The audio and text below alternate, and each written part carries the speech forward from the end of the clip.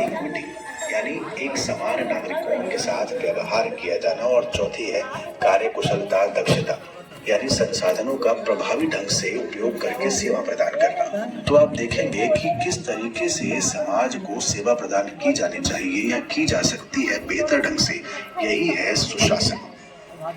अगर आप देखें तो भारत में सुशासन के लिए बहुत से कदम उठाए गए हैं। जैसे अगर आप देखें तो 73वें और 74वें संविधान संशोधन में शासन की प्रक्रिया में लोगों की अधिक से अधिक भागीदारी उपलब्ध कराई गई। इसके अलावा कई वैधानिक निकाय बनाए गए, जैसे राष्ट्रीय महिला आयोग, राष्ट्रीय अल्पसंख्यक आयोग, राष्ट्रीय मानवाधिकार आयोग वगैरह वगैरह। इसके अलावा अगर आप देखें तो 90 के दशक में सिटीजन चार्टर की बात भी उठी। प्रशासनिक कानूनों की समीक्षा के लिए आयोग गठन किया गया।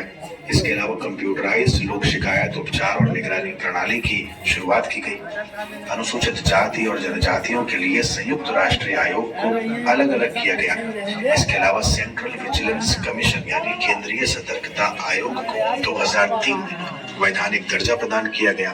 सिविल सेवा सुधारों के लिए समिति गठित की गई।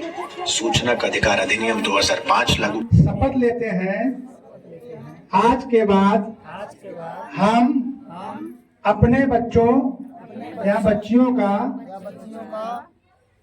की शादी 18 साल लड़कियों की और 21 साल लड़कों का होने के बाद ही करेंगे। धन्यवाद।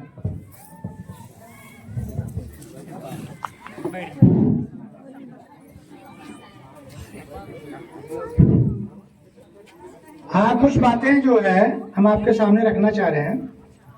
देखिए, सरकार की बहुत सारी योजनाएं हैं और हम लोगों की जानकारी के अभाव में हम उसका जो है अपने लिए जो है लाभ नहीं ले पाते।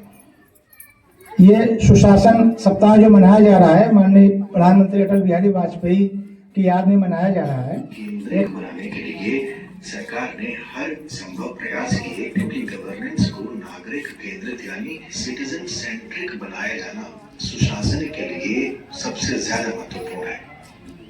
अब बात करते हैं कि सुशासन में बाधाएं क्या क्या है।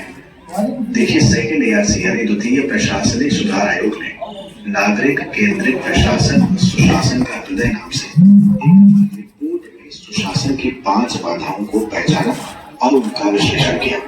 सबसे पहली है लोक सेवक की अभिवृत्ति मूलक समस्या है, जिसे हम कहेंगे attitudinal problem of the civil servants.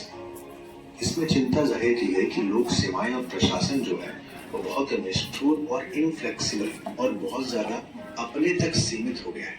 यानी इनका जो रुख है, इनका जो नजरिया है, वो नागरिकों की जरूरत के प्रति उदासीन हो गया है और बहुत असंवेदनशील हो गया है।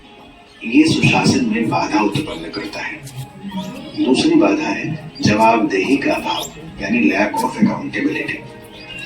इसके बारे में कहा गया कि दोषी सरकारी सेवकों के विरुद्ध शायद ही कभी कोई अनुशासनात्मक कार्रवाई होती है, और ऐसा कभी कभार होता है जब उन्हें दंड दिया जाता हो। और इसका सबसे प्रमुख